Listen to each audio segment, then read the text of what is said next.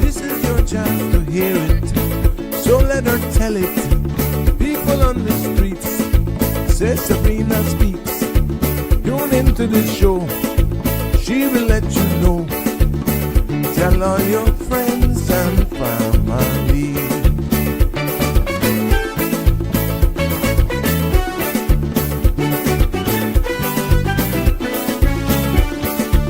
Real talk is no joke.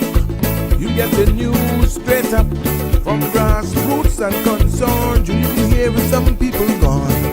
So tell all your friends to tune in to Good evening, Cayman. I'm Sabrina Turner, and welcome to Sabrina Speaks, your daily dose of clarity, truth, and community insights. Every weekday from 5 to 6:30 p.m., we're tackling the issues that affect you, from national headlines to grassroots concerns. Whether you're in traffic or winding down your day, this is your chance to hear it straight and speak your truth. So buckle up, Cayman. We're not holding back. This is the show. We gotta let you know. Now we got to go.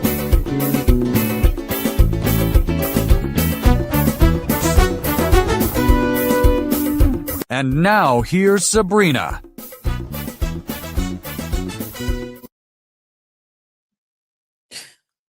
Good evening, everyone. Welcome, welcome, welcome, one and all. Hope everyone is doing fine. It's good to be back. Good evening to our family near and far. How are you? How's everyone on this Monday? Welcome to another episode of Sabrina Speaks right here on CMRTV.com, because we're voices of the islands, conversations for the world, the podcast where voices rise, stories unfold, and inspiration takes center stage. It's good to be back with you all this evening. So much has happened. Oh my God, so much is going on around us. It's like, I don't even know where to start from this evening.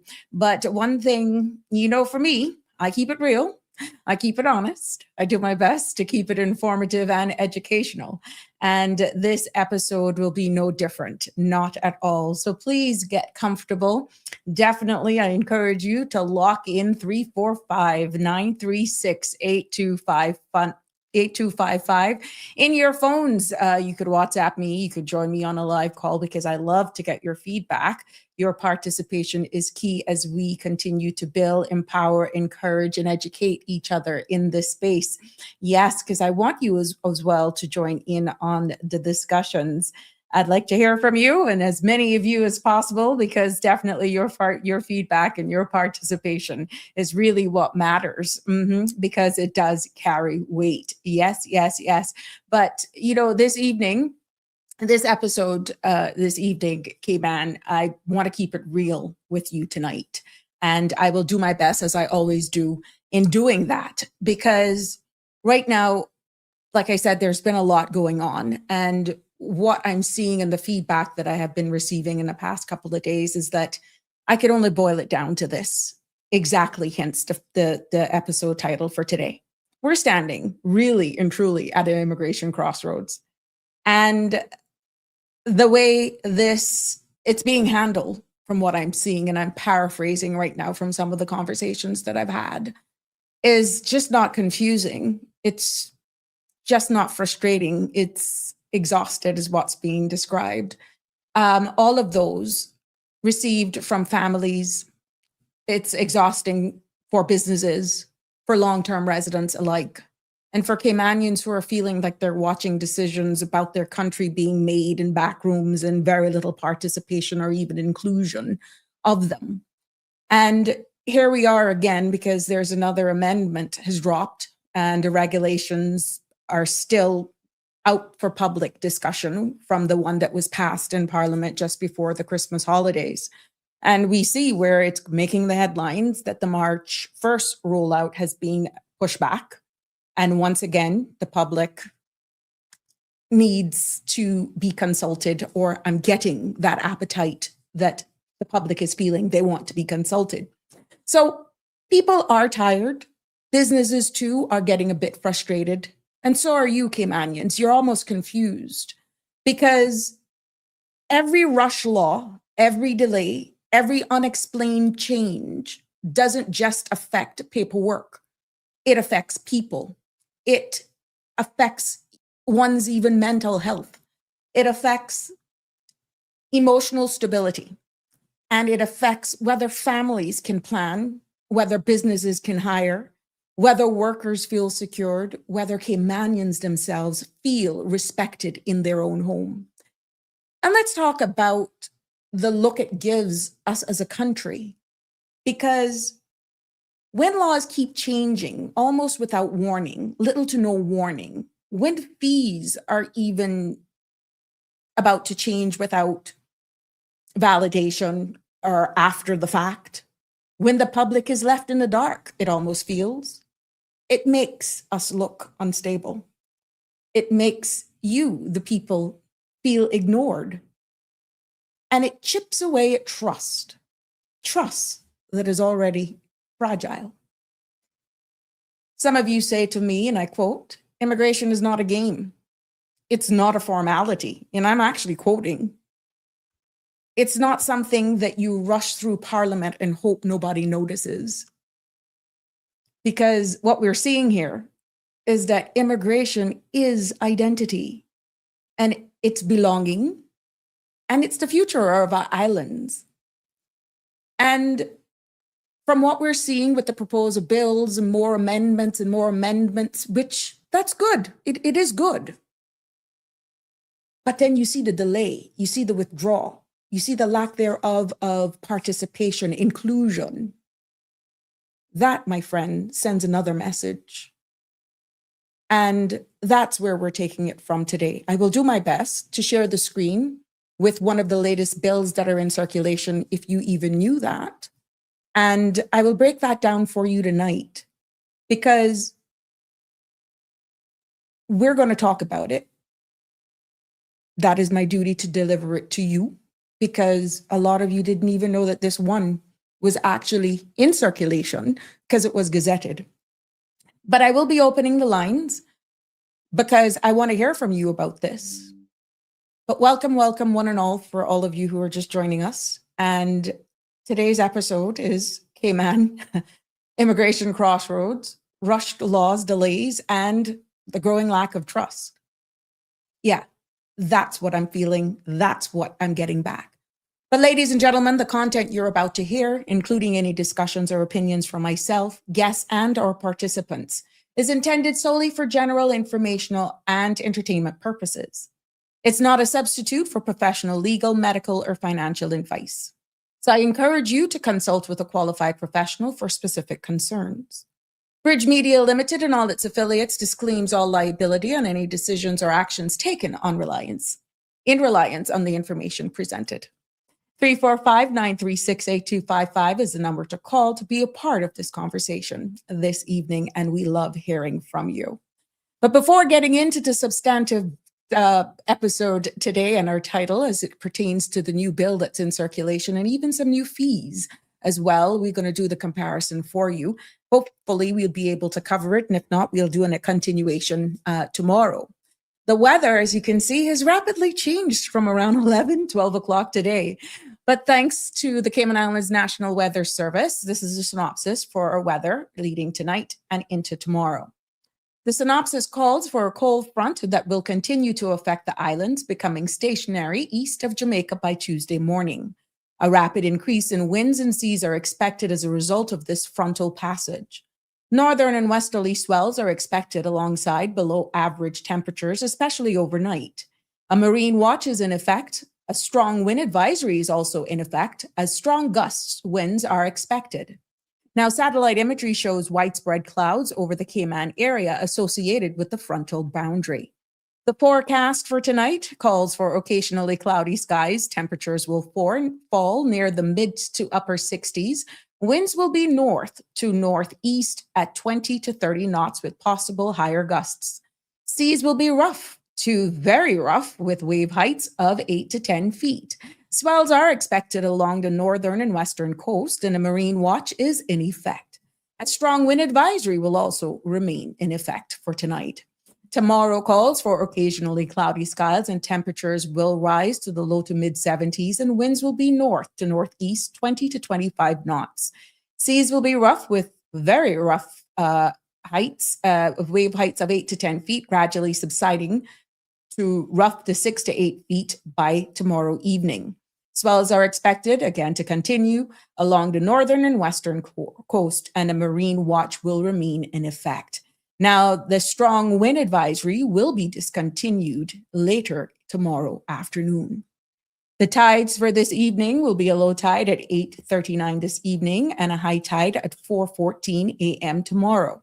Another low will be at 10:28 in the morning. The sun will set this evening at 6:27 and sun will rise tomorrow morning at 6:49. The outlook is for a gradual decrease in winds and seas through Wednesday as the associated high pressure system brings a shift into the Western Atlantic Ocean.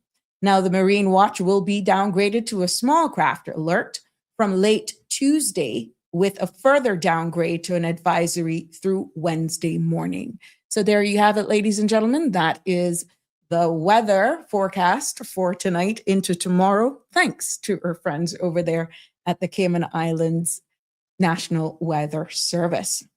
Lots of headlines making the news today. Before we get in, and go ahead and share the link. Tell your friends and family. We're going to be discussing lots of stuff here this evening in regards to immigration reform and a bill that is out, a number of them actually. So tell them to like, follow, subscribe, and also we want to hear back from them. Let's take it now to the headlines for today. The Cayman Islands government is launching a full review of the country's decades-old import duty codes in an effort to make essential foods cheaper. Home Affairs Minister Nicholas DaCosta says that the National Coalition for Caymanians is partnering with the Chamber of Commerce to identify specific grocery items where duty can be reduced. Now, with Cayman importing nearly 20% of its food, much of it is taxed between 17 to 22%. Now, officials believe lowering or eliminating duty on key staples could bring immediate relief to families at the checkout line. Now, the review is now underway and with recommendations expected later this year. The governor of the Cayman Islands has announced an upcoming change of the command for the Cayman Islands Regiment.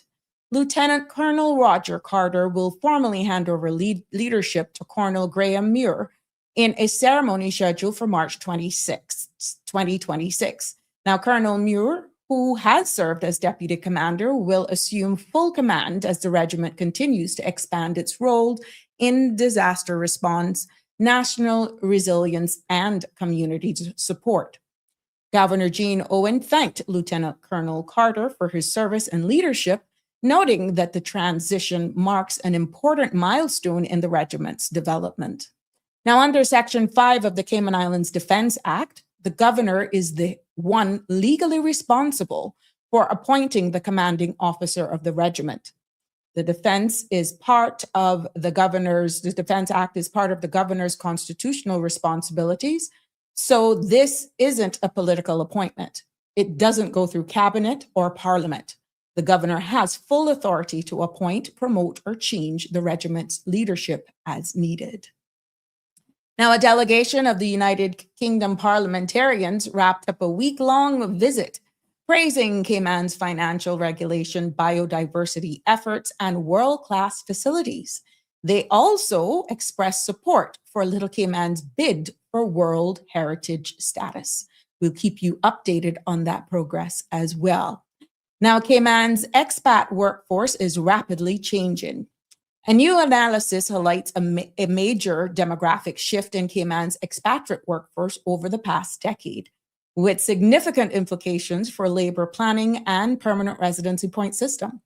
Jamaicans, Filipinos, British, American, Canadian, and Indian nationals remain the largest group, but proportions are shifting. Keeping it local, the Cayman Islands government has also confirmed that a new immigration legislation will not take effect on March 1st as originally planned. Now, officials say the implementation date has been pushed back while public consultations are still underway.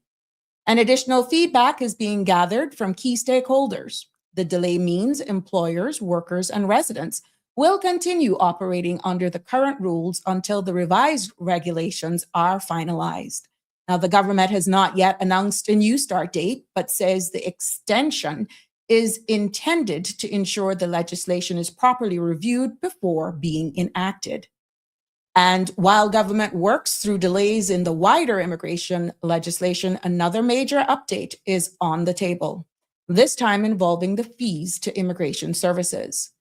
The Ministry of Caymanian Employment and Immigration has opened a public consultation on the proposed updates to the immigration application fees, the first major review in more than 15 years.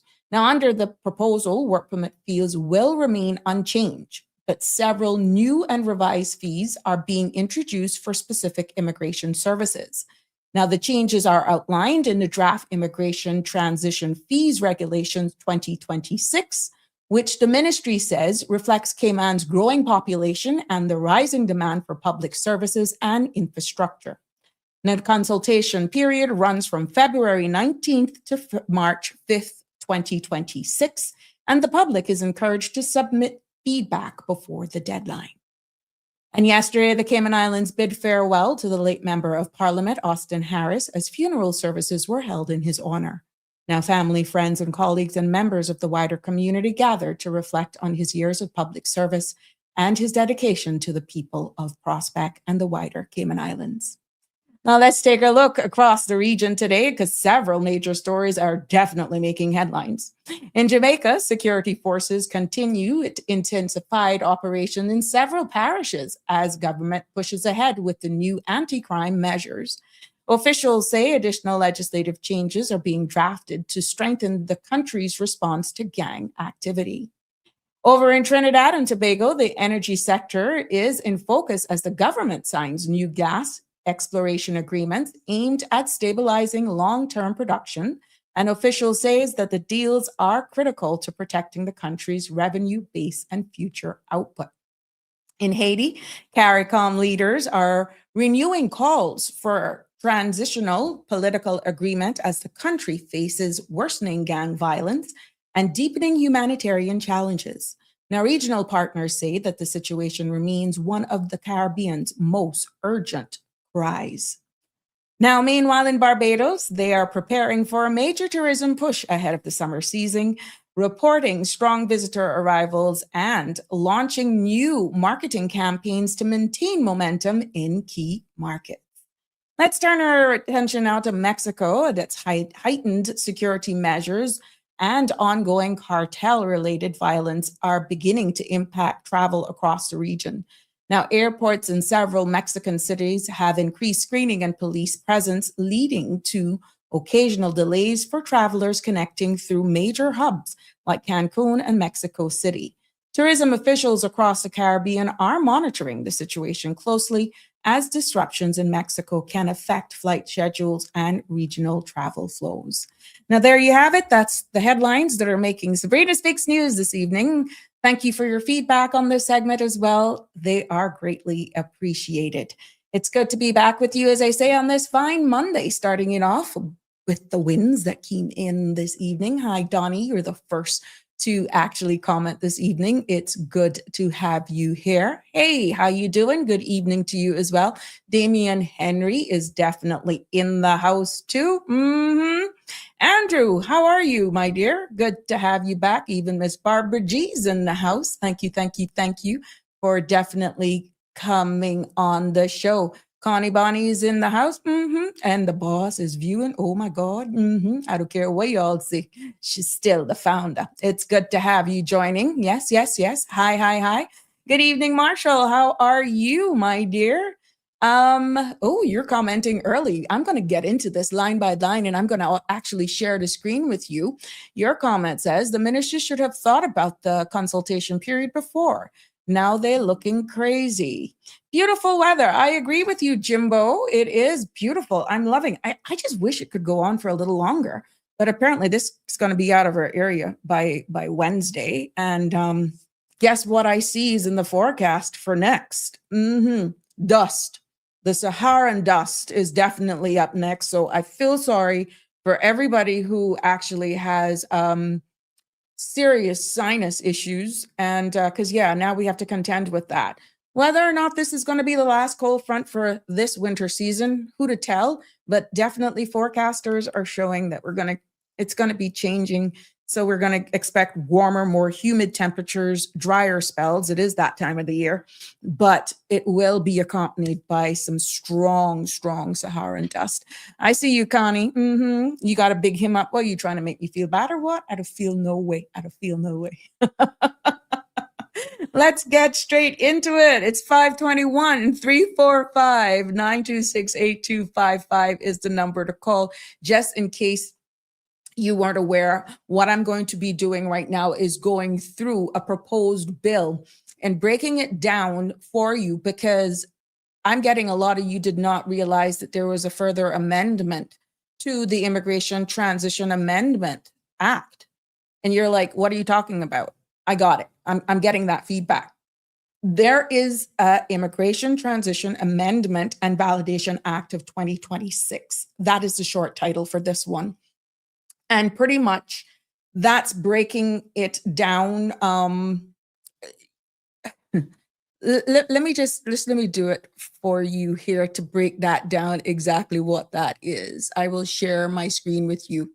And this, my friends, is a bill for an act to amend the Immigration Transition Act 2022 revision to provide that persons born in the Cayman Islands on or before the 26th of March, 1977, are Caymanians as of right, to provide for the charging of fees for expedited services, to provide for transitional matters, to validate the charging, payment, and collection of fees without statutory authority for expedited services, and for incidental and connected purposes.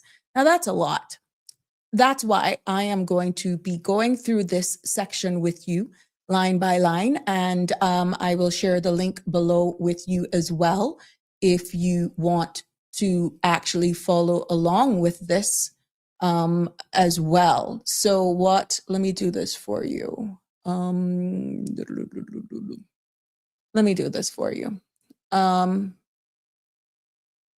me share the link with you guys, just in case you want to go through it yourself. I'm going to share this with you.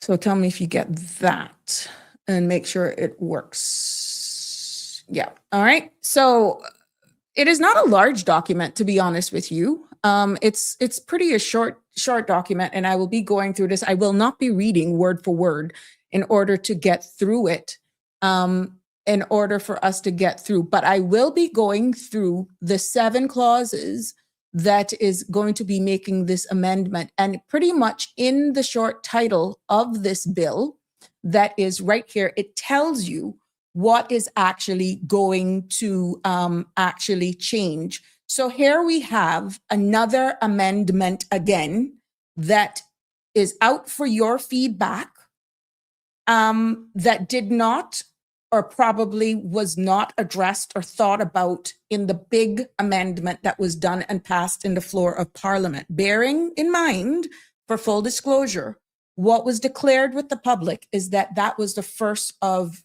a number of amendments to be done. Okay, right? So you cannot say that we weren't warned.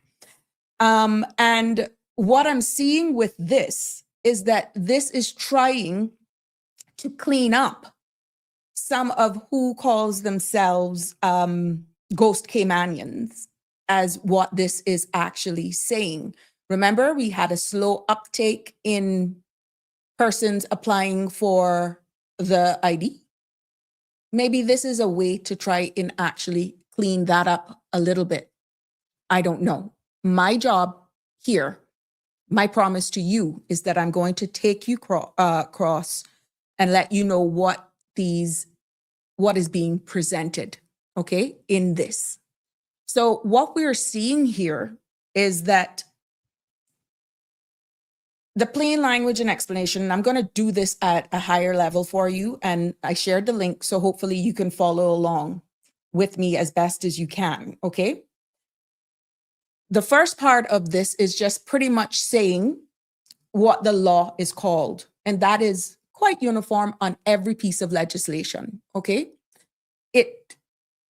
In clause 1, it provides the short title at the commencement of the legislation, and it is the name that is given, and this particular one that is out for discussion, or gazetted, I should say, is the Immigration Transition Amendment Validation Act of 2026. Now, this is just a formal title used in all legal documents, and that's in clause 1. Clause 2 is pretty much when the law will take effect. And what it is saying here is that this law will not automatically start right away. Instead, Cabinet will decide the start date. We see already where the one from 2025 that was supposed and was stated to come in effect, the commencement date was March 1st, has now been postponed. It's the same thing with this one. This will not automatically have a start right away. Instead, Cabinet will decide the start date. And Cabinet also chooses to start, if they want, different parts of the law at different times as well. So even though this is presented as one amendment, not all sections have to be implemented at the same time. So in case you missed what I was saying, in any piece of legislation, Cabinet can also choose to start different parts of laws at different times. For an example, one section might begin immediately while another may actually start later. So what this section for this particular piece of legislation, it replaces under the old Section 27 of the Immigration Transition Act with this new definition of who is considered to be Caymanian, because you have some definitions in here, and let me just go to that section so I don't lose you all. Let's go to the definition. Okay. So Section 27 is on there. Some of you, if you're on a phone, you may have to screen in on it, okay? This section, as I said, 27, it gives the definition. This is the bill. This is what is being proposed. This section replaces the old Section 27 of the Immigration Transition Act, and it defines who is considered Caymanian as of right. So in everyday terms, what this section is doing is that it lays out 4 groups of people who automatically would qualify as Caymanians without needing to apply for status, okay? And I will name out those 4 groups of people. Who is Caymanian as of right? Now, under this new rules, this validation bill that you see me have up here, is that people born in the Cayman Islands on or before the 26th of March 1977. So if you were born in the Cayman Islands on or before that date, you are automatically Caymanian.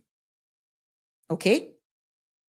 The second set of people is that people who were born after the 1st of January 2004, anywhere,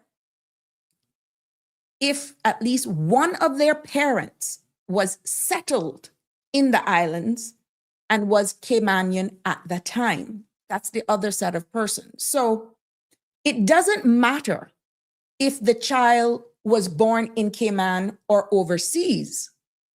What matters is that at least one parent was Caymanian and legally settled in Cayman when the child was born. That's the second set of people, right? The third set of people is, and I quote, people born outside the islands after the 1st of January 2004, if at least one parent was Caymanian, otherwise than by descent. Okay? What that means? This means that the parent must have been Caymanian in their own right, not just because their own parents was Caymanian. And if that is the case, their child born outside, overseas, automatically now becomes Caymanian.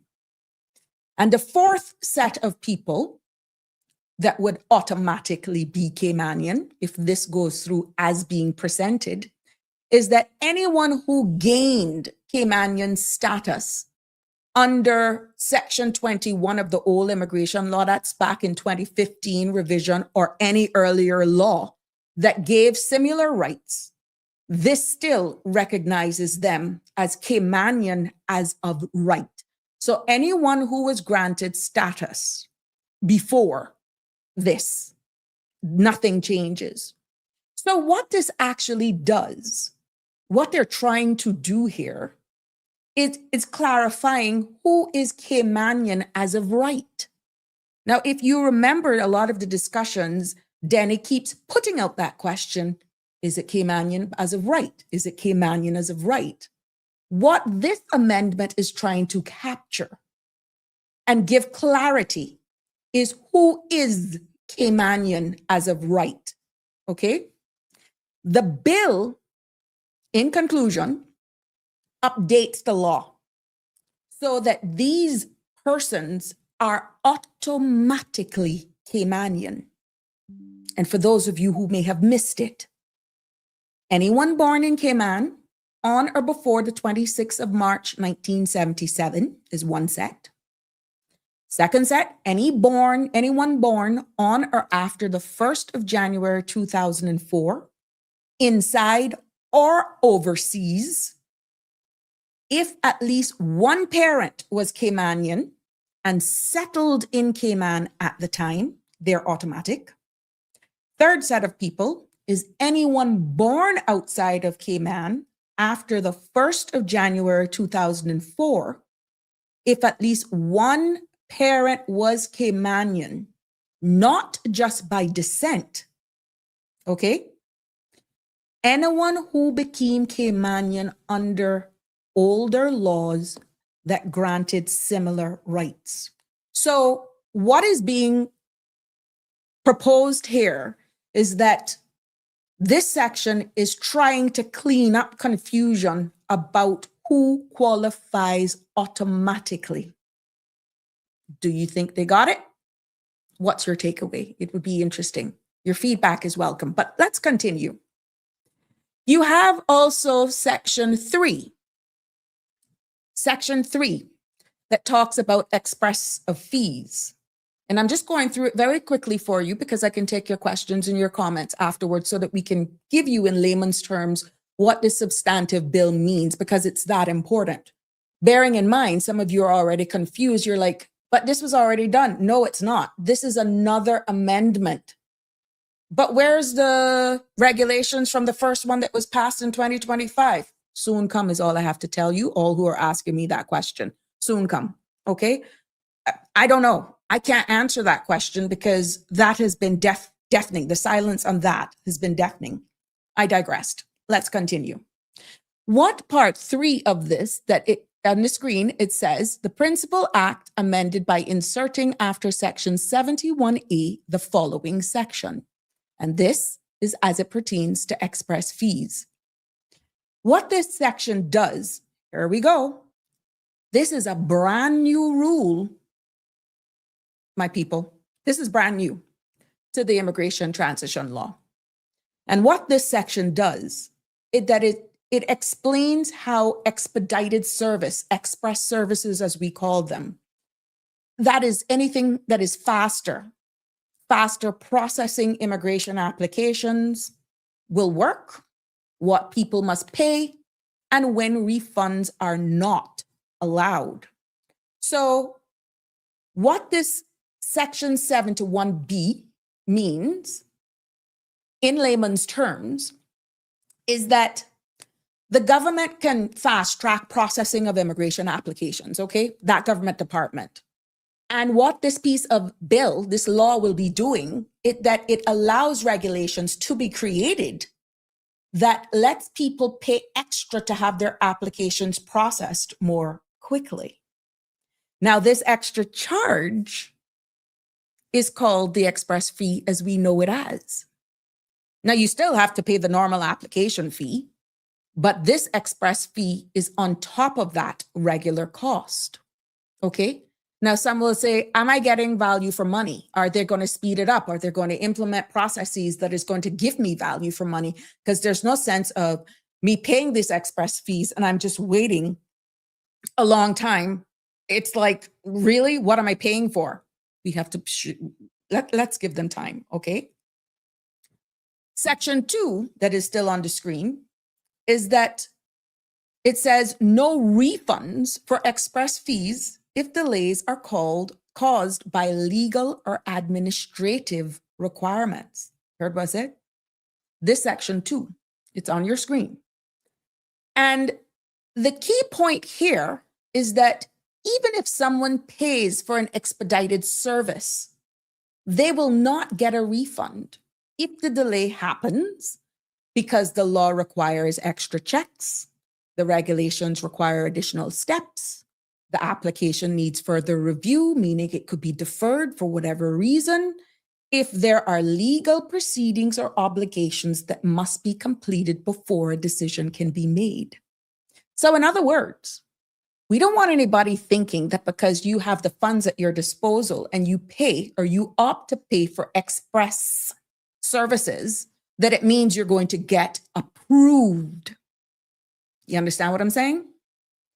What this is actually saying, in other words, is that if the delay is due to something government is legally required to do, the express fee in that case wouldn't be refunded because you're expecting to get a decision, right? In this case, it wouldn't be refunded. So what also is being declared here is that WORC has a responsibility as well, because their responsibility in this bilateral partnership in providing a service is that they must warn people before they pay the express fee. And what that means is that the director of work now has additional responsibilities on their hand, that position holder, because the director of work must give written notice to anyone who wants expedited services, explaining two things. No refund if delays are caused by legal or administrative requirements.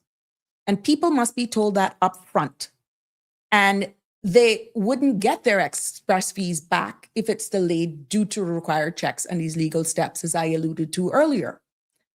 And also a part of their responsibility is that if such a delay happens, WORC must notify persons immediately. So if the application gets held up for one of those reasons that require WORC must, right? They must give reasons. They must tell the applicant in writing and explain the reasons for the delay right away. And what this does, my friends, is that this ensures true level of transparency and definitely prevents misunderstandings. Now, this is not bulletproof by any shape of the imagination because anything can be challenged. But once you can show that there's true intent and so forth, then at the end of the day, all bases are covered and you're in compliance should this law come into effect. Okay? Now, in regards to the Section 4, what this actually means is that this updates Section 72 subsection 2 of the Immigration Transition Act that deals with what powers Cabinet has, okay? And Cabinet will then have the power to make regulations, basically the rules to support the law, okay? And that's what is highlighted in this subsection 4 of 72 regulations. And I'm going to break it down for you because there's 1, 2, 3, 4, 5, and I'll break that down for you as well. The bill actually removes two old paragraphs that was in there. And this is why I'm hearing people are asking, when you put certain things out for public discussion, this is the bill that I have here, but you don't know what the substantive law was saying. So when you hear persons commenting, why don't government do an exercise where you can see a markup version so you have them side by side? Even though I'm doing this for you, I'm only showing you what is being presented. And I am verbatimly telling you in a synopsis format what the current legislation says. But when you have new sections that are being added, it would make more sense if, when these bills are presented for public consultation, if there would have been an additional link to show you side by side, or if they're doing town hall meetings, that could be a presentation as well. Okay? So you really need to follow me closely because I'm doing this at a very high level. And because of timing, I also have to pretty much tell you in layman's terms what the current law says and what is being implemented. So please, the good thing about this, you can always go back once this episode ends, and you can follow along with yourself to pick up snippets, okay? So what this section is saying is that the bill actually removes two old paragraphs and replacing them with 5. Now you're removing 2, but we're getting 5 new ones that is expected or envisaged to be clearer paragraphs. Clearer paragraphs in that they explain how expedited service and express fees should be handled, okay? And what the new paragraph means is that under FA, as you can see, it pretty much says, provide services that may be expedited in respect of the processing of application. Now that's FA is an atom. Government can offer expedited fast track services. What this section actually is putting forward for consideration is that it confirms that immigration applications can be processed faster if the government chooses to offer that option. And under F subsection B, government can set express fees for expedited services. And this says, if you can't see, FB says, prescribed express fees payable under this act by a person or category, persons for the provisions of expedited services in respect of the processing of applications. Now, what this does in layman's terms is that it allows the government to officially charge extra fees for fast tracking applications. And these fees can only apply to individual or specific groups. Now we see on the screen as well, FC. This prescribed time and the intervals at which the fees under paragraph F and FB are payable. What is being said here is that government can set when fees must be paid. Now, what this does is that it lets regulations be clear. Let the regulations specify, 1, when the fees are due, whether they must be paid up front, and 3, or at certain intervals. Okay? We see where FD provides for the refund, waiver, or even a reduction of fees under paragraph F and FB, which may include the circumstances under which the fees may be refunded, waived, or reduced. Now, what that is saying is that government can allow refunds, waivers, or reduction of these fees. And in this paragraph, it gives them that flexibility.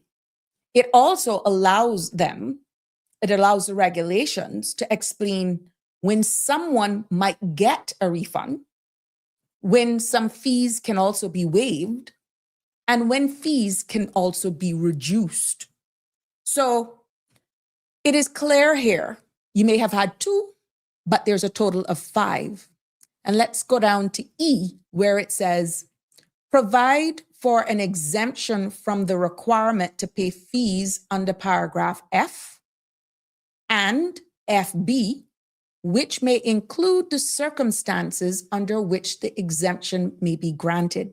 Now, what that is saying in plain English is that government can exempt certain peoples from paying these fees. They have that, and it's clear in this bill as being presented. And what that does is that it allows the regulations, if it's accepted, to say who does not have to pay express fees. And what that section also do is that it also allows rules about when and why an exemption can be granted. Now, when you do the comparison, like I told you, before this amendment,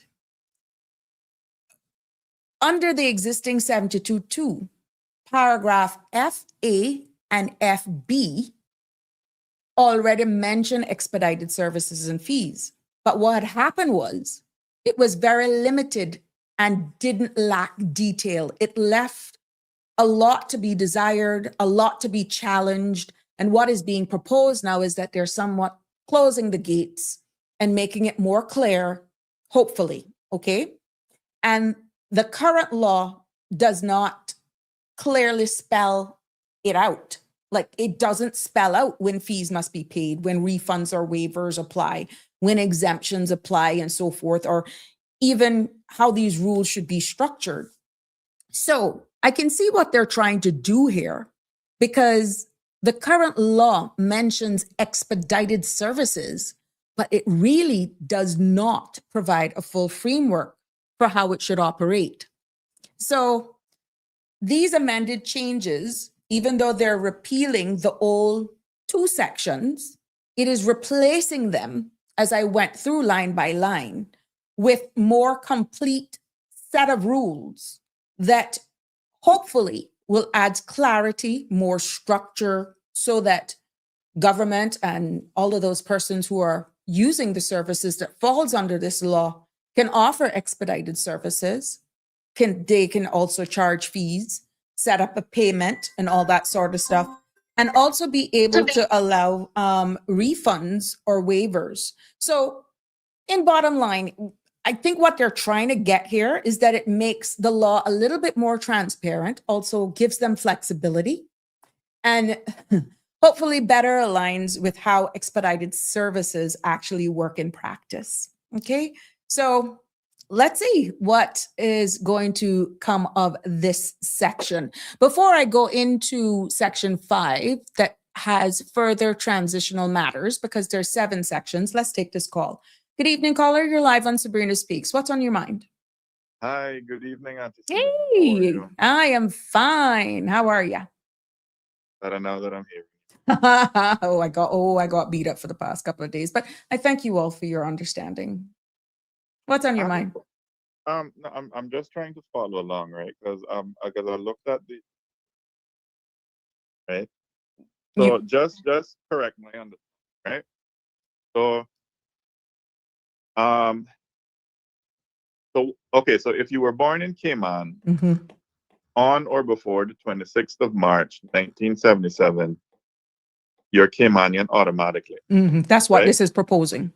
That's what this is proposing. Mhm. So what it means is I don't have to apply, I don't have to qualify, I don't have to prove anything extra. I'm automatically recognized as a Caymanian by law if this bill goes through, correct? My friend, that's where the regulations will show how it's going to be operated. Okay, so But what you're getting from it is exactly how it appears. So what did you show up with? With a birth certificate showing that you were born here in the Cayman Islands on or before the 26th of March, 1977, and you're good. You shouldn't have to present anything else. I don't know. That's where the Right. regulations come into play. But go ahead. all right, so imagine, so just follow my example then, right? Mm-hmm. Okay, me, I got question everything, right? So 2 people born in Cayman.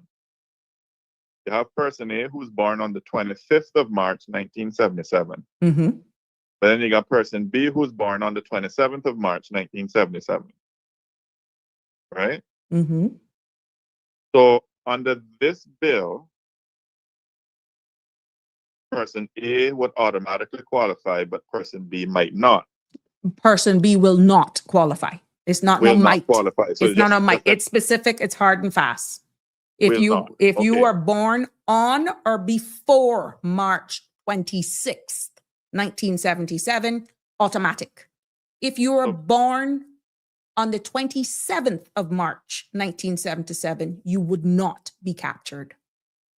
All right. So my two questions, I guess one piggybacks off of the next one, regarding that now.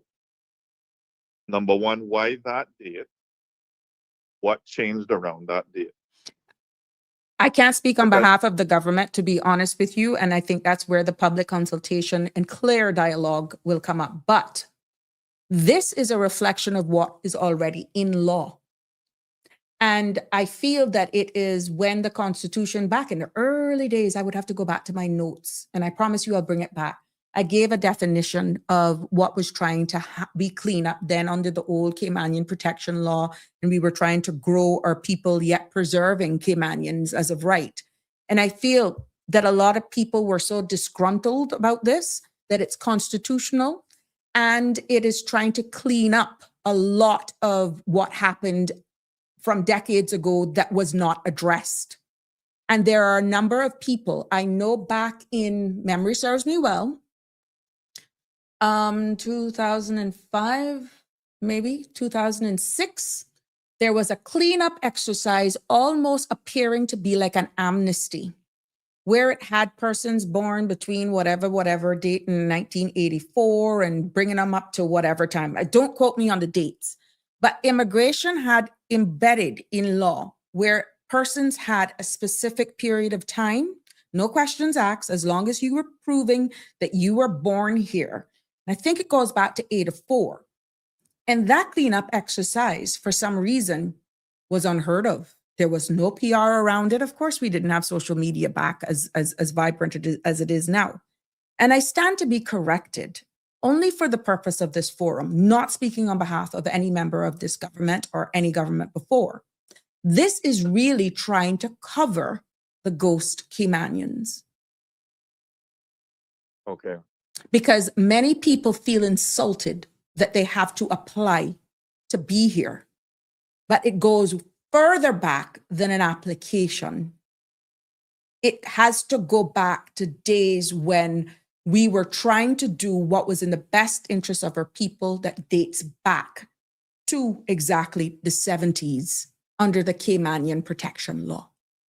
Mind you, I get that cutoff dates are normal in law, but doesn't that create a line in the sand effect? You got to draw it somewhere, and that's what people were asking for. But now I think what is happening here is that a lot of persons who went for their national ID are realizing that they're caught in between this and they've never applied for acknowledgement. So how are you going to prove? All right. Well, the next part that I'd like, I just want to make sure that I'm understanding this correctly too, right? Because you were talking about the fees and stuff. So the bill says basically that some immigration fees that were charged in the past didn't have clear legal authority at the time. And now if this bill is passed, it would officially make them valid. So if I were to imagine this, okay, so all right, let's say a government department was charging $500 for a service. I'm just throwing a figure out there, right? Mm. Later, somebody realized, wait, the law never really said that we could charge $500 for that. So instead of refunding everybody, the government now passes a law that says, okay, well, that $500 charge is now officially valid. They're tidying it up. Am I understanding it correctly? It's almost splitting hairs. I don't think that is the case here, to be honest, because they're focusing really on how fees can actually be implemented and what gives them the legal framework and standing in order to determine or be clear with how they can do express fees, who qualifies, what sections of people. It's not that what fees were being charged were illegally imposed on anyone, because everything that is being charged in immigration, the regulations actually show it. And there weren't fees that are being charged that weren't actually outlined under the regulations, under the schedule. I think they're just clarifying in the regulations and making it more explicit, because people would challenge either the refunds and express service. What they're trying to do is a cleanup exercise, making it as abundantly clear as possible, possibly that is born on some of the challenges that they have been faced with over the past. And now this is a cleanup exercise trying to make it more transparent. But that's not to say that it won't again be challenged. Well, could the fee structure unintentionally disadvantage lower income applicants? I don't think that is the point here at the end of the day. You're applying for, in this particular case, that could be used against someone as well. Fees are fees, and a government, whether or not, which is why this is out for public consultation, can set whatever fees they want.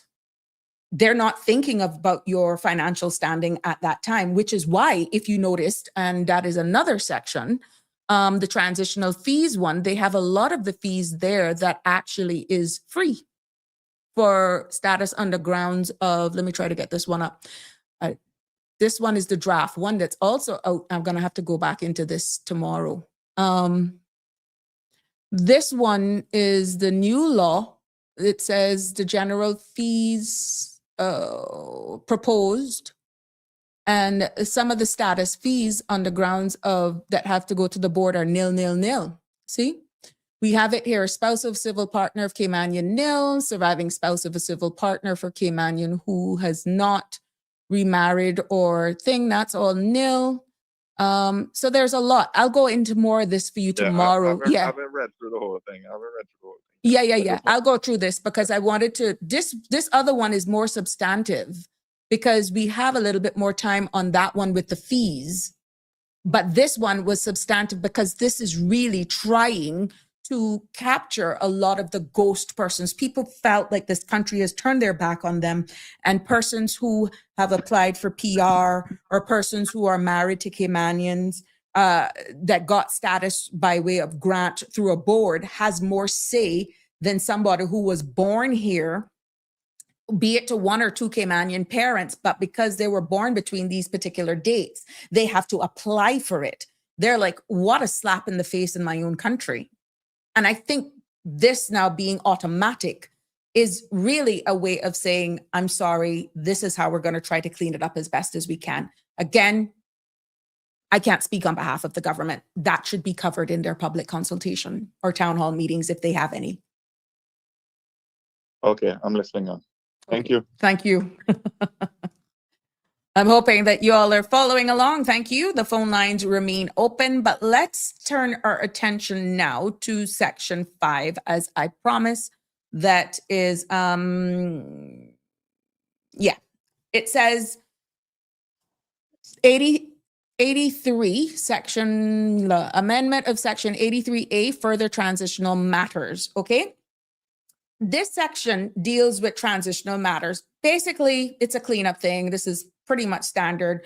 It rules that protect people. Remember, a lot of people were saying, oh my gosh, what happens to my application? What happens if I'm about to put it in, but I'm 3 days short of May 1st or March 1st or whatever, right? What this section in this bill is doing is that it protects people who already have applied for certain immigration statutes or who already hold them. And this is a pretty big section because this amendment will explain who will not be affected.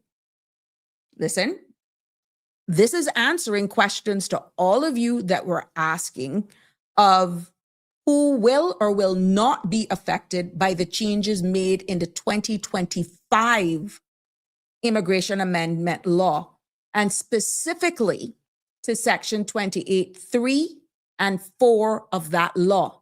Now you may say, what are you talking about? Because you're talking about 2026 now. Remember, there was one back in 2025 that was passed on the floor of Parliament that people are still waiting for the regulation. That was the one that was supposed to be implemented on March 1st. This amendment in this bill explains who will not be affected by the changes made to that law that was supposed to be commenced on the 1st of March, but has now been delayed. And in simple terms, what this section really does is that it's giving a sense of protection to people who have already applied or who are already holding certain immigration rights. So they're not disadvantaged by the new laws, by the new rules. And this section actually protects in great detail because it covers two large groups of persons. And what it does is that it covers, see how long that is? And I'm going to be going through it for you. I won't be reading line by line because, gosh, we would probably go in triple time. But section 5, and it covers two key groups of people. People who applied before the 2025 changes or that law that came in effect that's not yet commenced, right? It's not yet commenced, but people who on the day, whenever that new date of commencement will take place, who had already submitted an application or where the application for, and these are the types of applications that will not be impacted. Permanent residency after 8 years of residence. And those persons, as you know, are people who are applying for the right to live here permanently in Cayman after living here legally for 8 years or more and has a pending application, okay? It also covers residence and employment rights certificates through marriage or civil partnership. And those applications are spouses or civil partners or Caymanians or permanent residents. So all of you that are really, and I know a lot of you were panicking, these applications will not be impacted whenever that 2025 bill is commenced, okay? And we continue with that. Also, dependents of someone who are already holds an RERC. So RERC as a dependent will not be impacted. Permanent residents, persons of independent means. Now, these are people who are applying for PR based on their financial independence, okay? Also, PR dependents of persons of independent means. So that includes the spouses, civil partners, or dependents of someone with PR under the independent means category. Again, British Overseas Territory citizens. So people who are applying for naturalization, people applying to become BOTC through connection, all right, not impacted.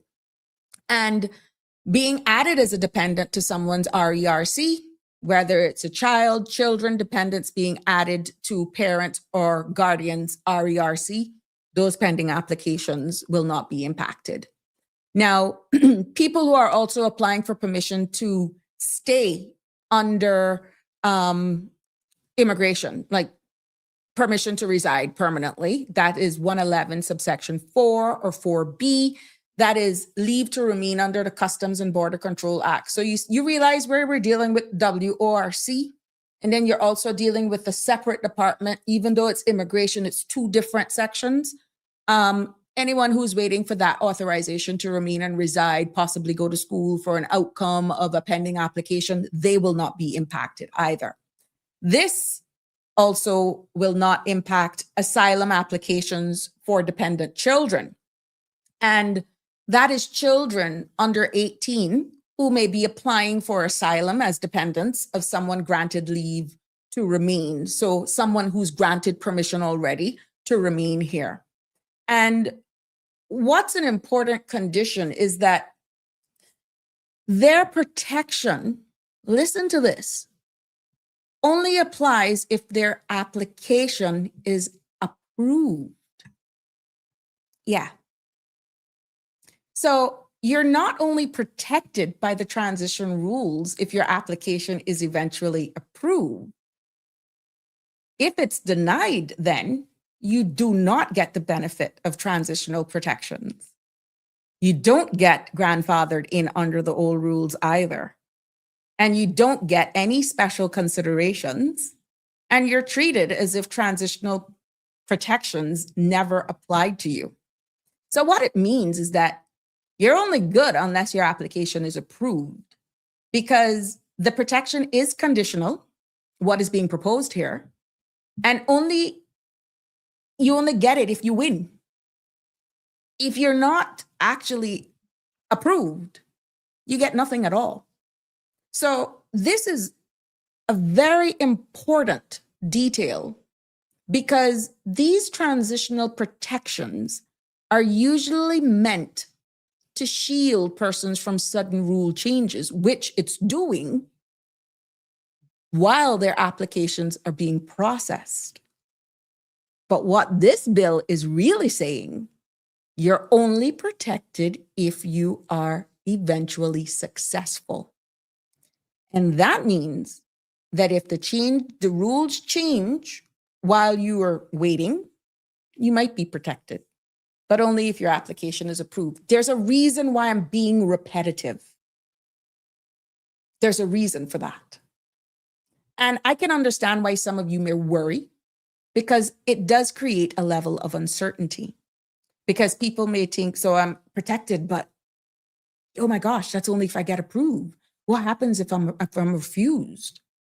What if the rules change, my application is denied because of those changes? And what if I lose protection because of something outside of my control?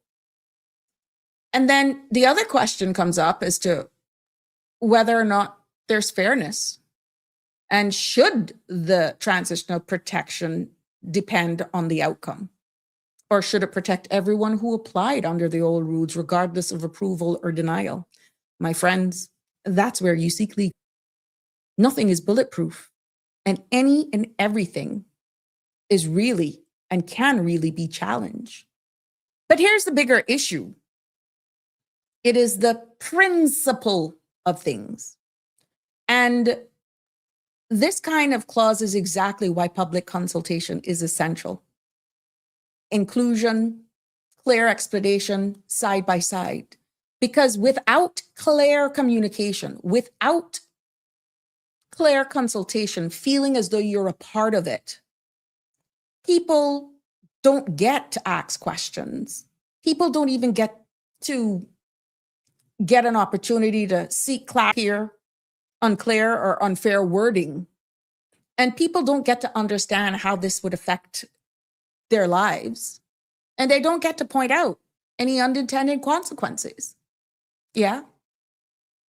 So when we're seeing amendments like this, and based on what you're saying, without the people, it sends a message of, whether it's intentional or not, but the public voice is feeling that they're not mattered. It is not mattered. Yeah, you may say, well, they held it back, didn't they? They held it back. I'm seeing some of your comments here as well. And this is why I'm getting from a number of you that we are concerned. Not because the bill is all bad.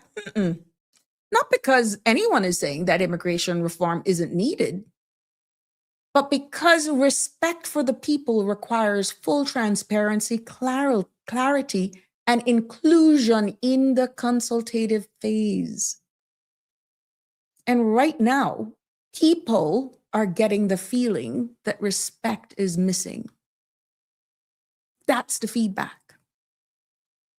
Now, the second group of people who already held these rights when these changes takes effect, is that the group of people who already had one of the following that I'm going to outline here, once the 2025 amendment begins, right? So you don't have to fear if anything about you will change if you are a permanent resident after being here for 8 years, if you were successful. And these are all applications that were already approved. So the first set of people is anybody who had applications under those sections that are currently pending.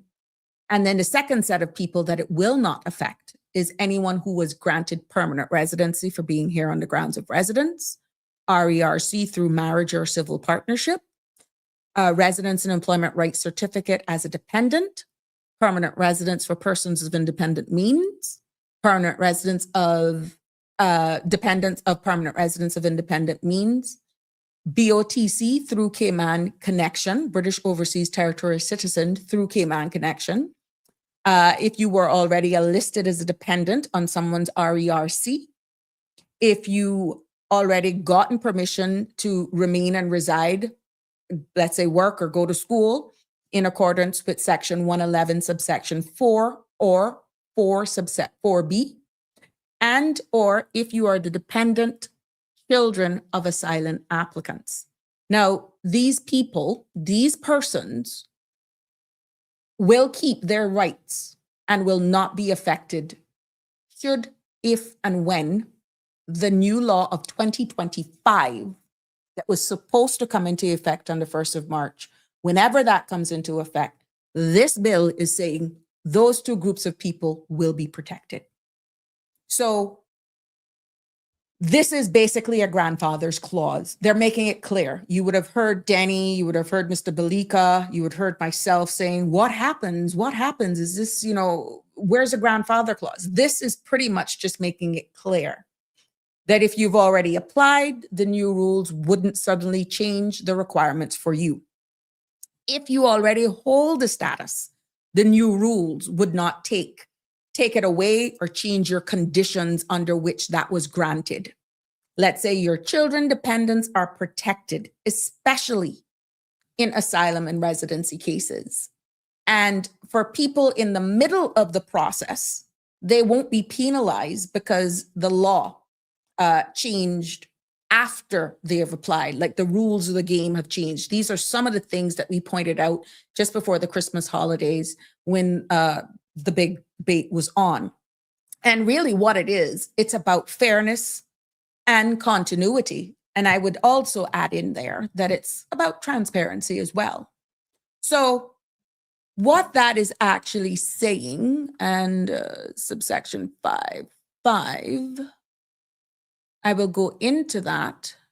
Subsection 5.5 is the other section of who then would not be covered. I know, I hear that one. Yeah.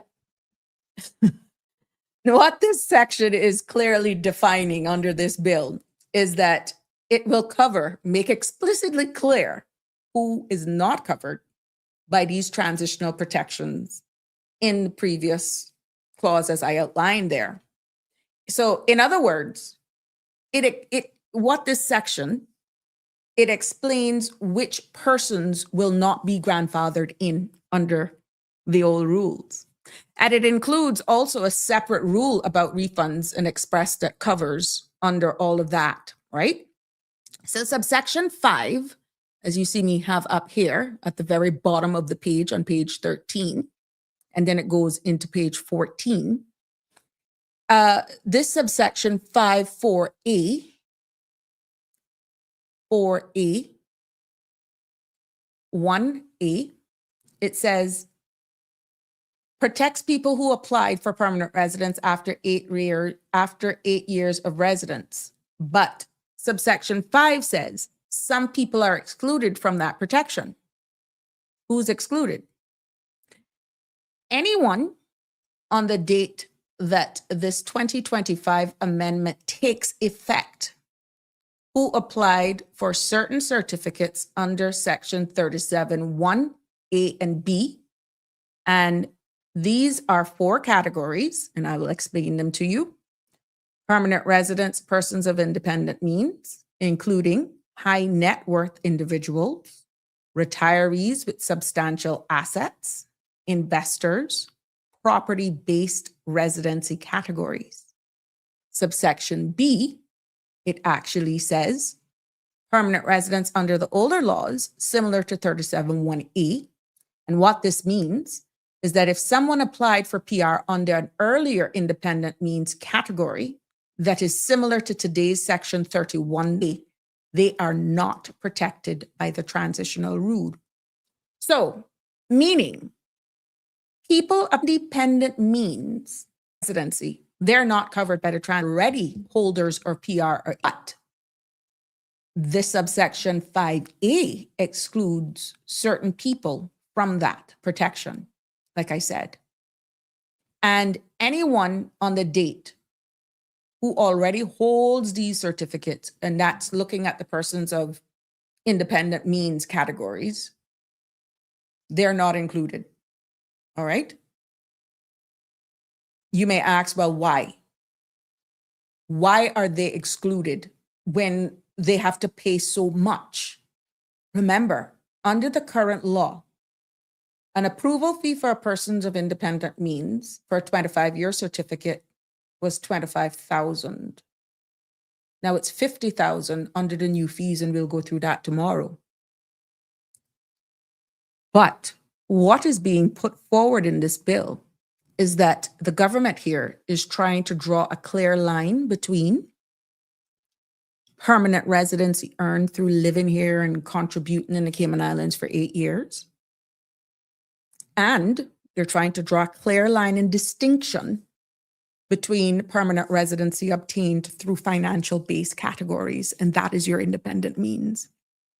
And what this transitional protections are meant for the first group and not the second group. So if you've been here for 8 years and you go through that, you're protected. But who's not protected is the persons of wealth. Okay?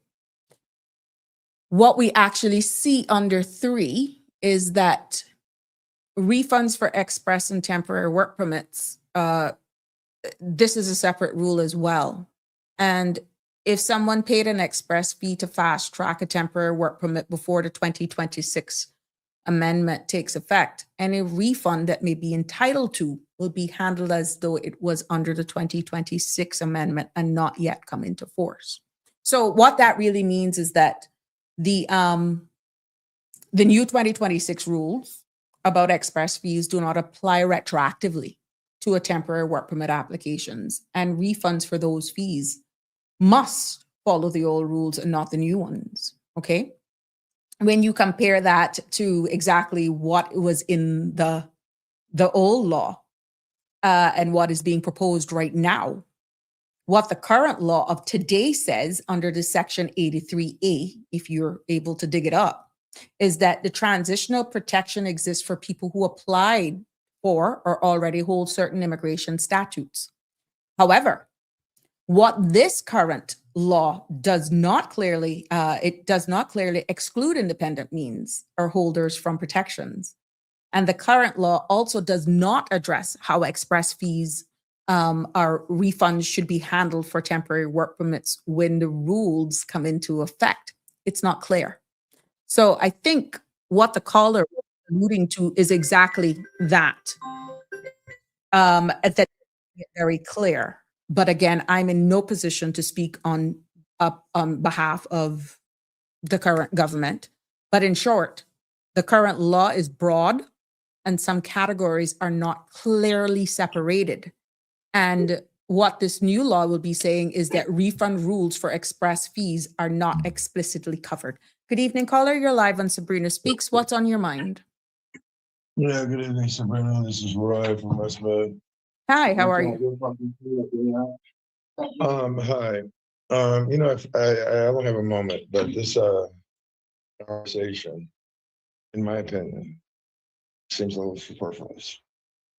I was born in 1961, right across the street from the West Bay Post Office. I have a Cayman passport. I grew up in New York City. 1972, I became a Cayman citizen. 1982, I got a British passport. In 1992, I had an Australian passport. It doesn't really matter. They're just documents. To me. Now, just out of curiosity, do you think Dart was born here before? No, of course not. Right? You're correct. He was not born here. Is he a Cayman citizen? By grant. I never asked a question that I already know. I know you do. Just go ahead, get to your point. I know what you're doing. You're using it as an example, but I'd rather not. But go ahead. Yeah, it's just an example. The example, the example is to stress a point. You see, the rules are for most of us. Whether there are people who are beyond the rules. Many people. They all have money. And it doesn't really matter. You see, I have 4 daughters. The 2 oldest ones are rich. It doesn't matter to them what goes on in the United States. The 3rd one lives in China. The 4th one will be here before the year is up. And because I'm her father, she's a Cayman citizen. End of conversation. Have a nice day. Okay. There you go. That caller does the mic drop all the time. And it leaves you food for thought. Food for thought. Well, caller, this law would actually protect that kid. And you are the father, or you're declaring yourself to be the father, being born here. Now that's the difference. For example, if you and the mother were not married and the child is born outside of this jurisdiction, or even in the jurisdiction, if you're not married, you would be subject to a DNA testing to prove that you are the biological father of that child. It doesn't matter whether or not the child was born here or not, caller. When you're claiming Caymanian citizenship and you're dealing from the perspective where the Caymanian parent is that of a father, the due diligence and checks need to be done. And in this case, as you've alluded to, that one is in the oven now. If you're married, a DNA will not be asked for. If you're not married, a DNA will be asked for. And I don't see where that excludes that process. And this, my friend, will happen whether or not that child is born on or off the island. So I'll mic drop on that one for you. But I love when you call. Thank you so much. 936-8255 as we continue with the explanation. And now we're down to validation when it comes to section 6 that is showing here on the bottom of your screen. And that's page 14. What this actually is saying is that before this amendment, WORC had been charging express expedited fees, collecting those fees, and people were paying those fees, even though the law did not give them. See, caller, I wanted to make sure you were right. I wanted to make sure I covered it. Okay? You called a little bit too early, but I'm glad you did. Bearing in mind, under the regulations, the express fees were there though. They were there. Okay? But what this is saying is that they're putting it in the substantive law. If it was in regulations, a policy could be made. What they're doing now is actually putting it in a substantive law, right? And again, this is why it is imperative that if you have any questions from the legal learned friends of attorneys, you have the right to go seek them. Because what this section is saying, validation, is that all of these express fees, even though the law did not yet give them the legal authority to do so, this section fixes that under the bill. And in simple terms, even though WORC did not have it, what is being provided is that those fees are officially valid. And they're treated as if WORC had legal power to charge them all along. Now, here's a Pandora box. What if someone challenges all of those fees? Would government have to do a refund?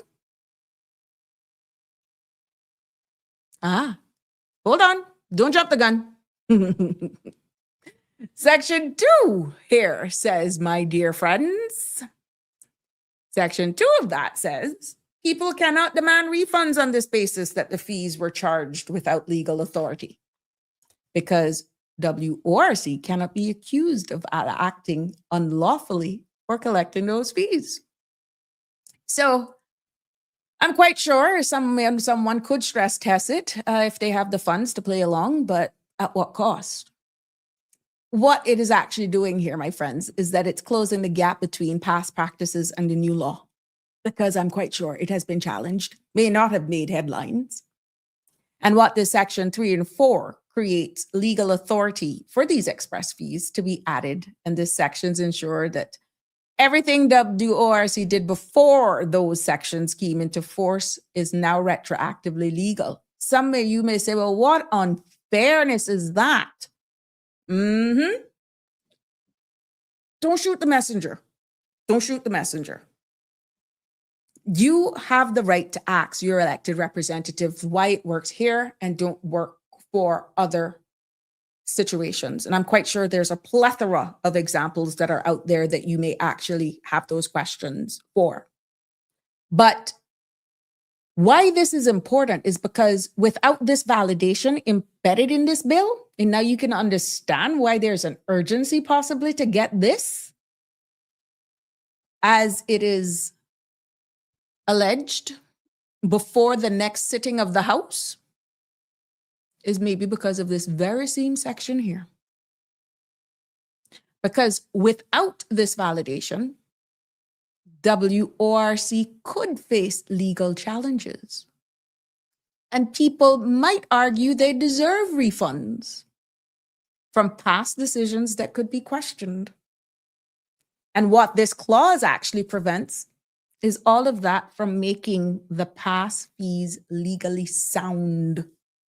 So some law firm now doors could be knocked down like you would not believe. You just need to have the capital. I hope you all realized Alfred was very early on in the game and we hadn't gotten there yet. I knew what he was after. And there's a section in the standing orders that gives the right to the premier. People may say, well, why aren't they doing consultation on this? But then you hear that section and you're like, holy crap. Well, why won't we just deal with that section then and just deal with the other section at a later date? I don't know. Don't ask me. I'm just presenting what this bill is saying in layman's terms, give you food for thought. I'm hoping based on this explanation in layman's terms as best as I can, that you are compiling a bunch of questions that should there be town hall meetings, or if you're given the opportunity to actually have public consultations between now and whenever it's going to go to the floor of Parliament, if the Premier doesn't support it waiving the consultation and the Speaker accepts to put it before the House, I don't know. We have to wait and see. Because that is a reality. It could actually happen. And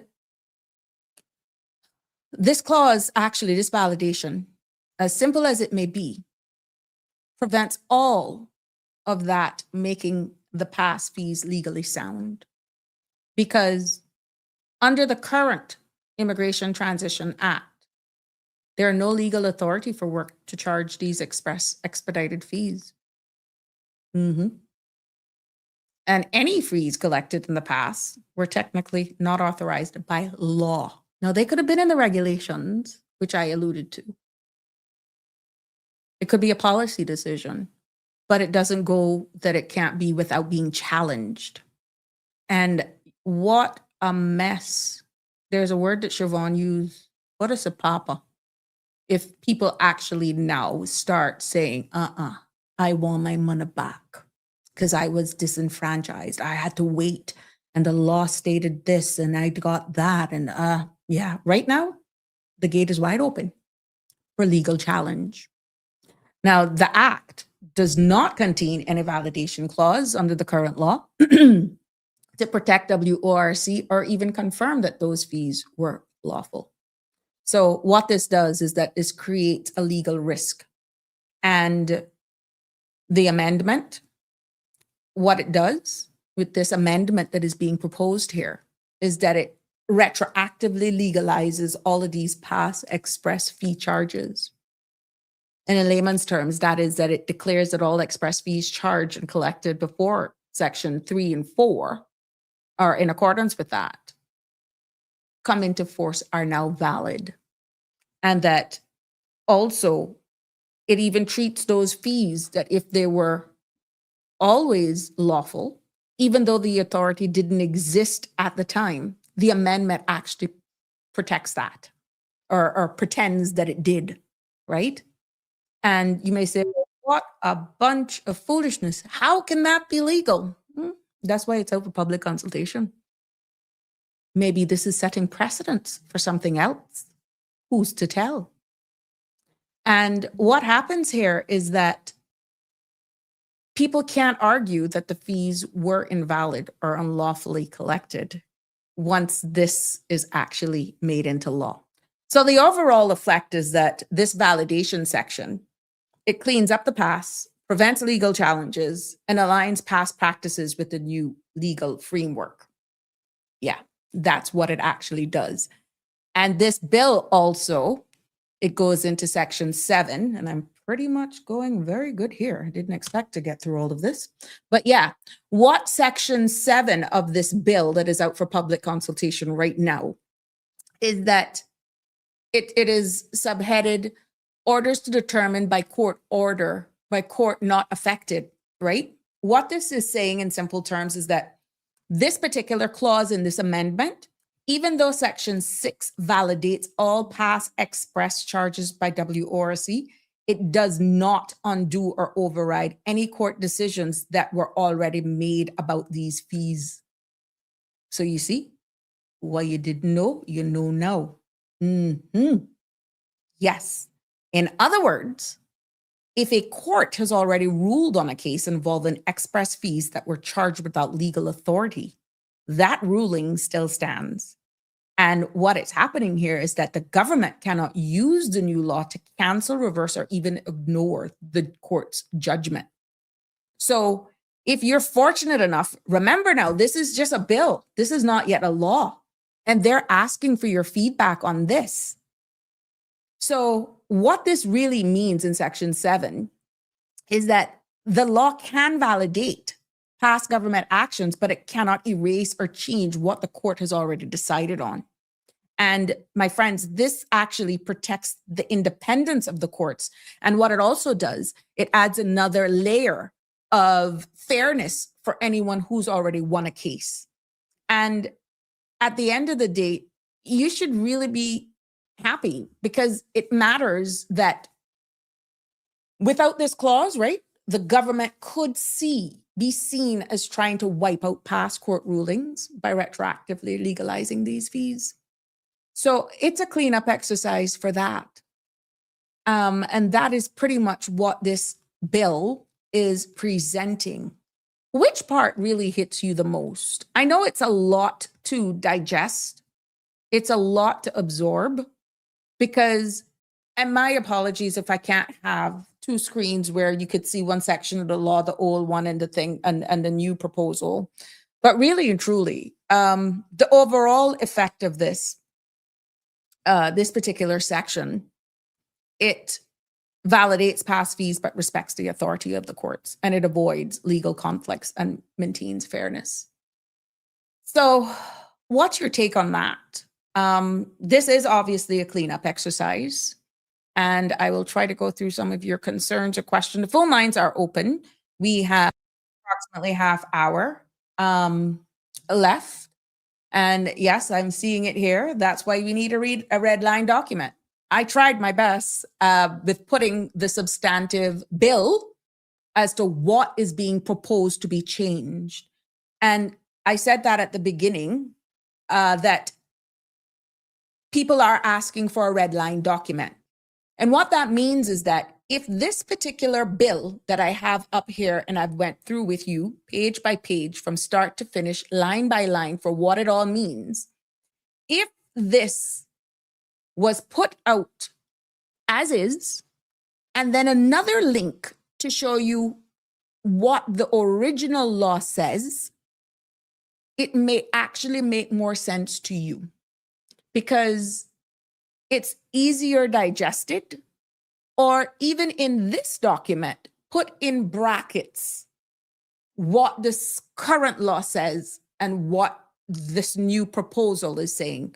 That's all people is asking for. And maybe that's something, if it keeps being repeated more and more, maybe it may come to fruition. We don't know. But I'm hearing more and more of that feedback, because even with me preparing for today, I constantly have to do a comparison. And for me, who have worked with the law for, gosh, some 30 years, it's easy for me somewhat to digest. And at times I'm a little confused because as referred to this, as referred to that, and it is a bit confusing, but it is not as difficult for me because I'm accustomed to it. Hence, I see the importance of bringing it to you in layman's terms, trying my best to simplify it. And this is why your feedback is important. This is why your participation in the discussions is imperative, because you are being heard. You are being heard. And I will repeat what I said.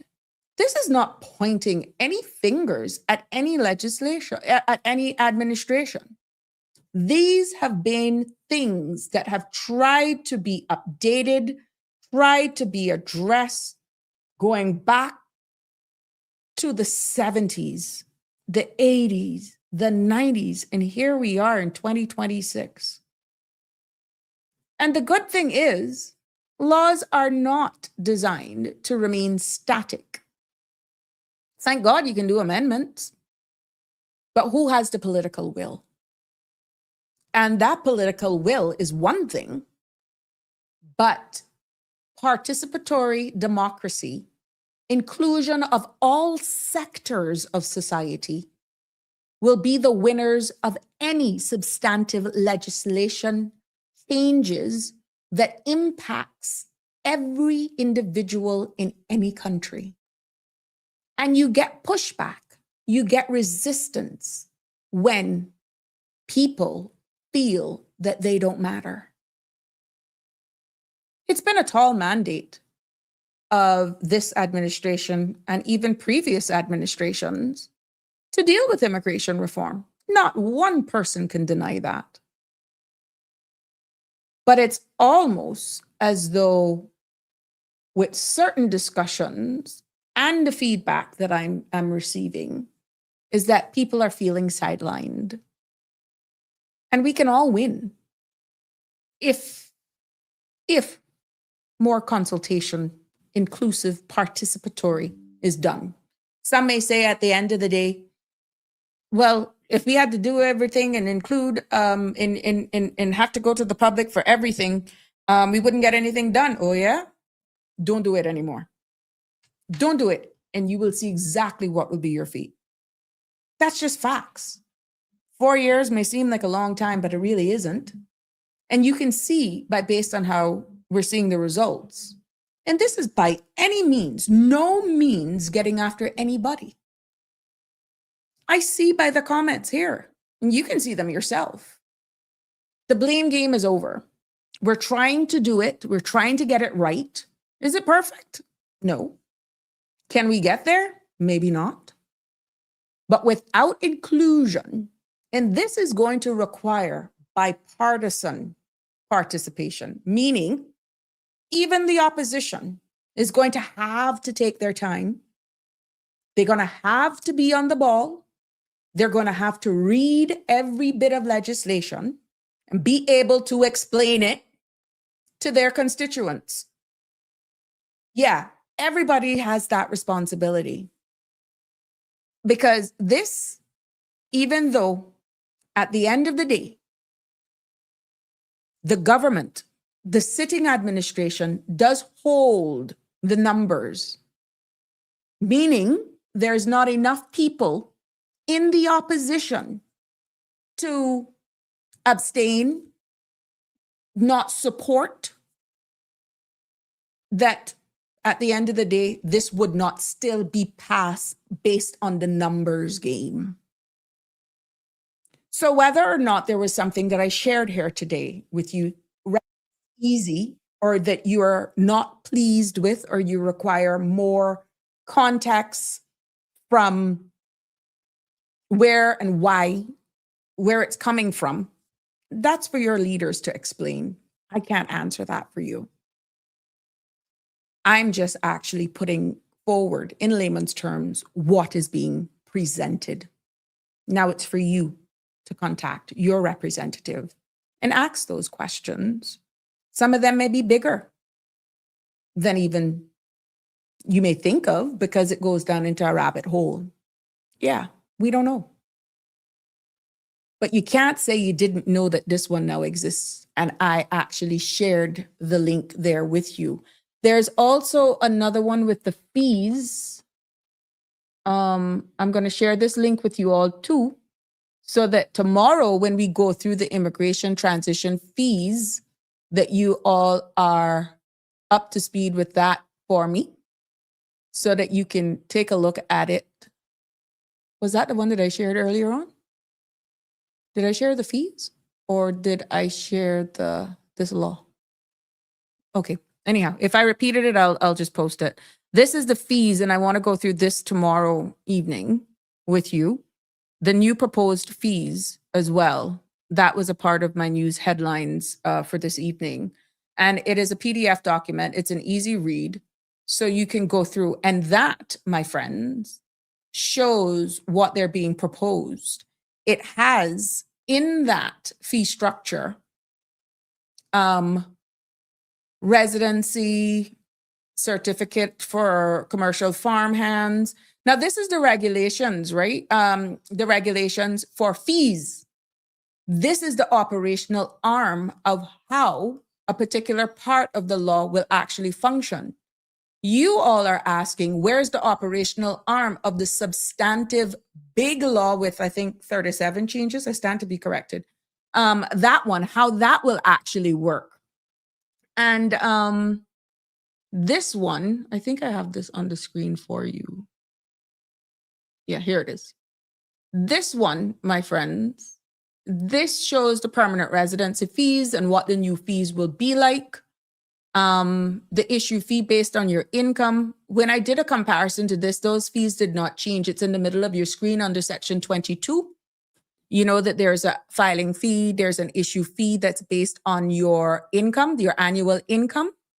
And if your income is between a certain amount, then it's $500 and it goes straight up to $12,500. And then they're like $350 per dependent. I see where also proposed here, and this is, I'll go into this line by line for you tomorrow, where it talks about civil partnerships, variation, re-entry stamps, reissuing of different things. That link will actually show you, this is a new certificate for commercial farmhands. Remember, this was a new application that didn't exist. Right now, what we're seeing is the application for the grant or renewal of a certificate for commercial farmhand is $150, right? And if it is approved, under the second box, it says fees varies. And that too, my friend, will be based more than likely than the income. So we're also seeing where there is registration for the jobs portal is now $25. And for business staffing plans, reissue of immigration document, each reissue of an amended work permit or approval letter that is regarding change or passport number and name is now going to be $100 is being proposed. And it's also showing for each combined issue of duplicate work permit identification card, that's $50.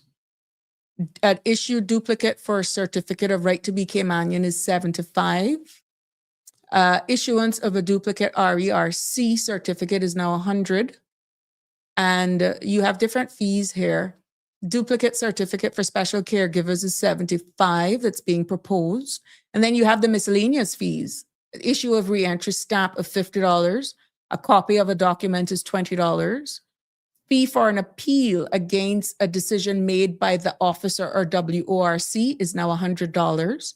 And if you're dissatisfied with a board's decision and you want to appeal the decision to the appeals tribunal, that is not a WORC.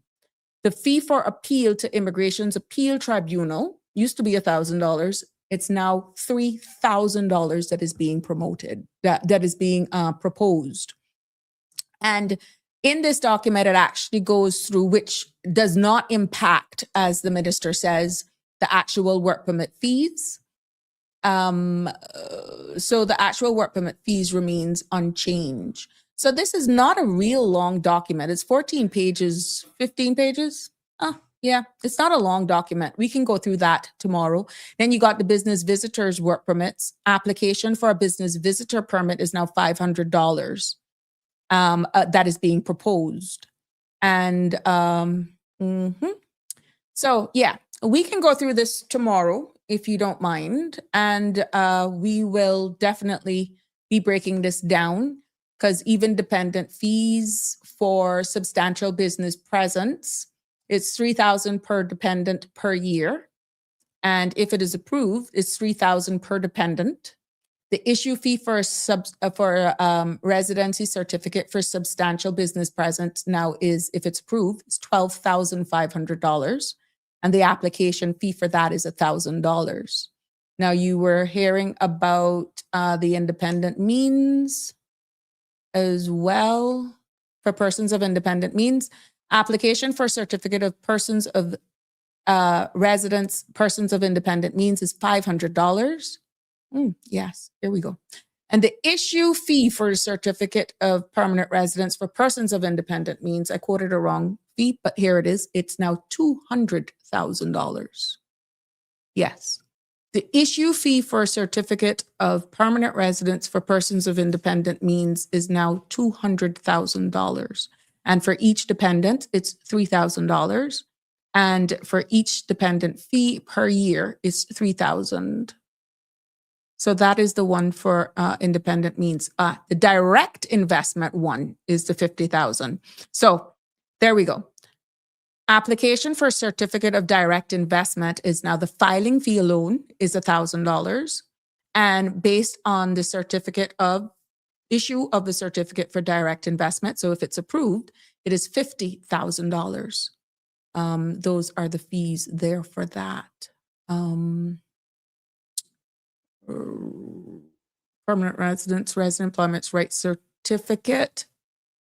So for residence employment rights certificate as a dependent of a residence and employment rights certificate holder, a RERC dependent, the filing fee for that now is $300.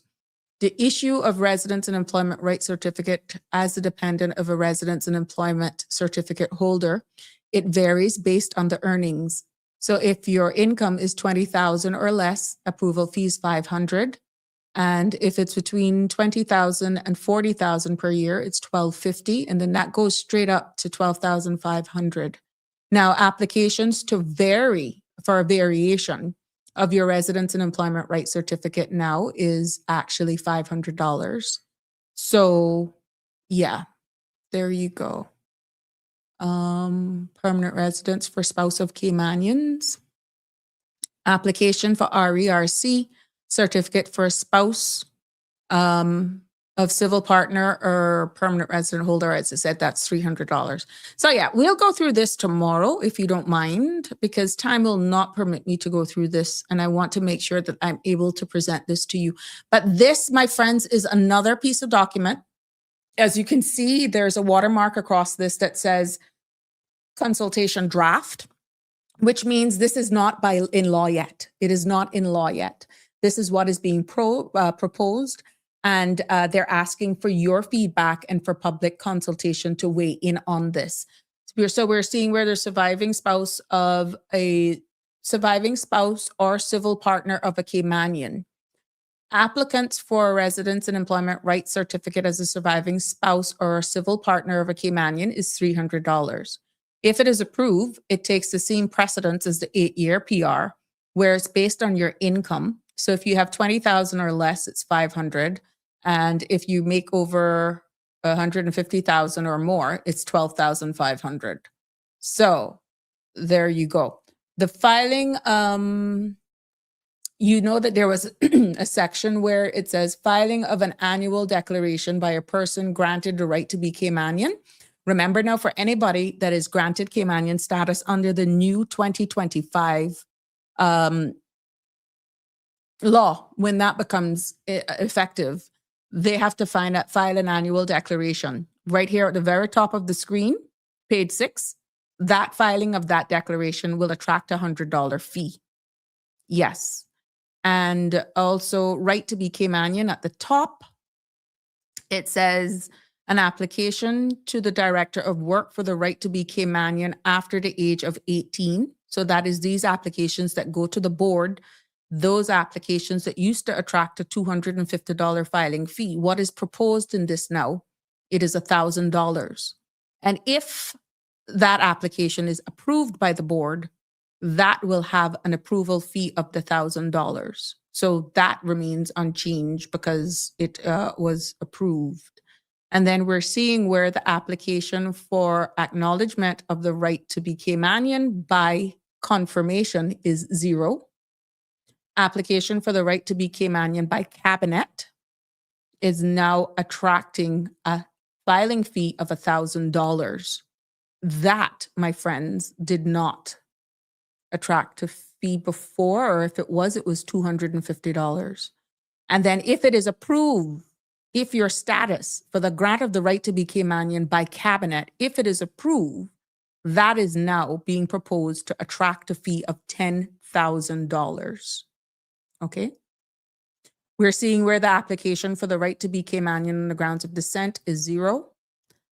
So just not even a filing fee. The application for the right to be Caymanian on the grounds of descent, parent or grandparent being born in the islands, is $0. The grant of the right to be Caymanian on the grounds of descent is also $0. An application for the right to be Caymanian on the grounds of naturalization, that is now attracting a fee of $1,000 to submit. It's gone up from $250. And for the grant of the right to be Caymanian on the grounds of naturalization, that's if it is approved, that used to be $1,000. Now it's going to be $5,000. Application for the right to be Caymanian on the grounds of marriage to or civil partnership with a Caymanian. The filing fee has now been doubled. It is now being proposed to be attract a filing fee of $500. And if your application for the grant of the right to be Caymanian on the grounds of marriage or civil partnership with a Caymanian, if it is approved, it's gone up by $1,000 to now show a fee of $2,000. Yeah. So you can see the variance there. And again, this is really up to you guys to give your feedback on it and welcome it. Now, as I said, I'll go through this with you because we're seeing that some of the fees, that some of the fees for Cayman Brac and Little Cayman versus here in Grand, they are a difference. So I will break those down for you as where the work permits are concerned. Yeah. So yeah, I will do that for you tomorrow. Ladies and gentlemen, that brings me to the end of this episode of Sabrina Speaks right here on this beautiful Monday evening with a lot to unpack. Real Michelle, how are you? How are you, my love? I will send you that shortly. Yeah. So I will send you that email because it was posted on another.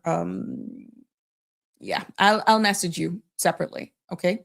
But yeah, that brings us to a close of another episode of Sabrina Speaks. I hope that you found it informative, engaging, it opened your eyes, and it also will actually spark some conversations for you to have with your elected representatives. And look, if it is that profound to you, there are provisions and means and ways of you to voice your opinions, give your feedback as well to the ministry in order for it to be taken into consideration. By all means, everyone who is elected, whether or not you're in the government or you're in the opposition, will have their say on all of these bills. So you shouldn't feel that if your elected representative is not sitting on the government side, that it's a waste of time for you to go and speak to them if something really irks you about what is being proposed, how things are being handled. They all have a responsibility to hear you out, and they have their say on the floor of Parliament. It's called parliamentary privileges to weigh in and debate on all of these bills. And if you feel that you want your voice to be heard, it is through your elected members of Parliament, your representative. And if you want to go directly to the respective minister or ministries, by all means, go right ahead. That's one thing when you're a cabinet minister. You're not just representing your electoral district. You are representing everyone once you are a member of cabinet. But I hope, again, that you were enlightened, you were informed, and you're in a much better place right now with some of the things that are being proposed. And I appreciate your feedback. I appreciate you calling in. I appreciate you commenting. My apologies for not being able to go through all of your statements, but I'm quite sure all of those who are logged in will see exactly what was being said. And yes, Miss Brenda, Alfred Real, that's a question that needs to be asked to the last administrations going back to 1977 and up until the previous administration. Yep, we're not shunning away from that, my love. Nobody's shunning away from that. And Ms. Hill has said, being that way forever. Clearly, I guess we just need to fix it. It has been reported on before. Yeah. What Alejandro is saying. Again, our forefathers lack fundamental foresight. Talk about a keen capping legislature. Well, let's see. Somebody has to take up the mantle. Hey, Denver, how you doing? I'm being sidelined, I guess, is a good term. Trying to get my referral from HSA to Health City for my medical coverage by why? Why would you be there's no politics. I always said this. There's no politics when it comes to health. Yeah, and there are others. There shouldn't be politics, period. Oh, Lord Denver, I really hope you get through. You've been waiting on that for a while. Have you actually tried the Seneca falls under the Premier, Minister of Finance, Mr. Ralston Anglin. Seneca falls under Minister of Finance. That's Mr. Ralston Anglin. And sometimes the Ministry of Health, along with the little nudging of the Chief Medical Officer, Ms. Kathy Ebanks Wilkes, is also the minister, but she's not responsible for Seneca. Referrals and that sort of stuff. Maybe you need to try and reach out to both of those persons. Yeah. Anyhow, Denver, that's my direction to you. Try to reach to Minister Ralston Anglin and Minister Catherine Ebanks Wilkes, and let's see if we can get you sorted out, my love. To all of you, thank you so much for joining me. Until tomorrow, please do have a safe evening. As always, love you all lots. I appreciate you showing up to class, as always. And tomorrow will be no different as we continue to elevate, educate, and inspire right here on Sabrina Speaks. God bless. That's a wrap for today's edition of Sabrina Speaks. Thank you for tuning in and for being part of the conversation. Remember, the dialogue doesn't stop here. Stay engaged, stay informed, and most importantly, stay empowered. We'll be back tomorrow at 5 p.m., same time, same place, right here on CMR TV and radio, where your voice matters and your truth is heard. Until then, Cayman, take care of yourself and each other. That's it for today's edition of Sabrina Speaks, where your voice matters, your story counts, and your truth is always welcome. Join us weekdays from 5 until 6:30 p.m. right here on CMR TV as we dive into the topics that matter most to you. Catch the show live or on demand at cmrtv.com. And don't forget to follow us on Facebook, YouTube, and Instagram so you never miss a moment. Until next time, stay informed, stay engaged, and always speak your truth.